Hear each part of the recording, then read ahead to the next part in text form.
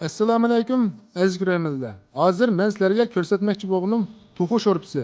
Bu sho'rpining tayyorlash usuli va asos materiallarini tushuntirib o'tmoqchiman. To'xu bir dona, oqur qora 3-4, zanjir 10 gram, bir tüp bol piyoz, osh kuki muvofiq miqdorda, xurujlaridan tuz, oqmoch, tezitqo, suvchilangan kavachim, to'xu tamjahri, chilan, alaqat, yumshatilgan no'qot, sopol qatisi qatorliq materiallardan tayyorlab chiqamiz. Endi oldi bilan bu sopol qatisiga suv quyamiz. Yarim suv qo'ygandan keyin pokiz tozalangan to'xuni butun pet solamiz. Esingizda bo'lsin, to'xuni sovuq suv solamiz. Ondan o'choq o't yoqamiz. Biz bu sho'rpni sopol qatisi chiqarib maqsad odamning badaniga aks ta'siri yo'q. Endi ko'pikni olamiz. Sho'rpning ko'pikni olishdan maqsad sho'rpni tozalash va suzish qilishdan iborat. Ondan tuzdan 3 bal qo'shoq. Tuzdan 3 bal qo'shib solamiz.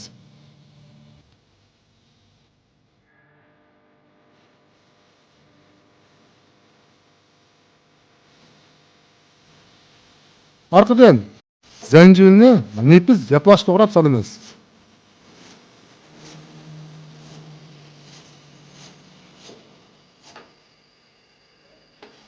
Zanjirni silib oldik.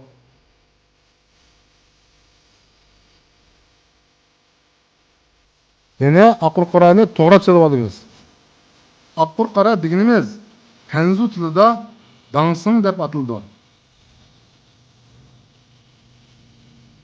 Bu sho'rpning yana ko'pikini olamiz.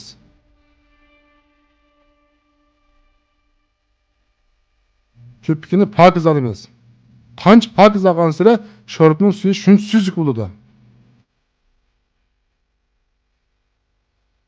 Siz bu sho'rpning vaqtini to'funing yumshoq qattiqliklarida belgilasangiz bo'ladi. Qaynagandan keyin 60 dan 1 bal qo'shoq. Tetitqo 1 bal qo'shoq. To'xu tamjahri 1 bal qo'shoq. Silib qaynagandan keyin qaytadan ko'pikni olamiz. Ko'pikni olib yana biroz qaynatamiz. Garmakniki to'xuga singishgan qadar qaynatamiz. Orqadan bu yumshalgan no'qni solamiz.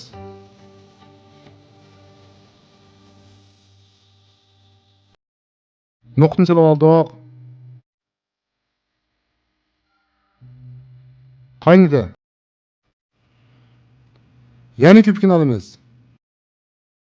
Siz har bir material solganda ko'pikni elishni unutmang.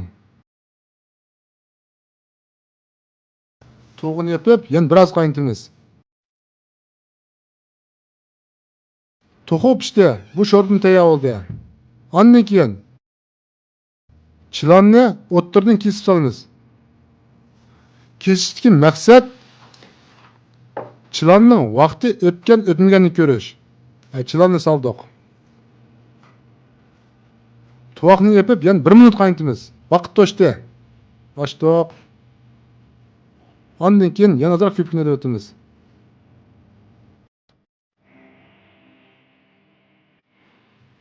Endi alaqatni solamiz.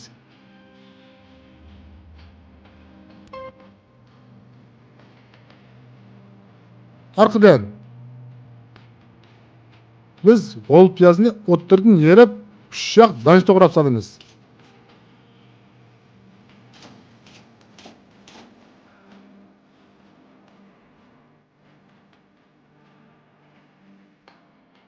Arqadan osh kukini ushoq to'g'rab solamiz.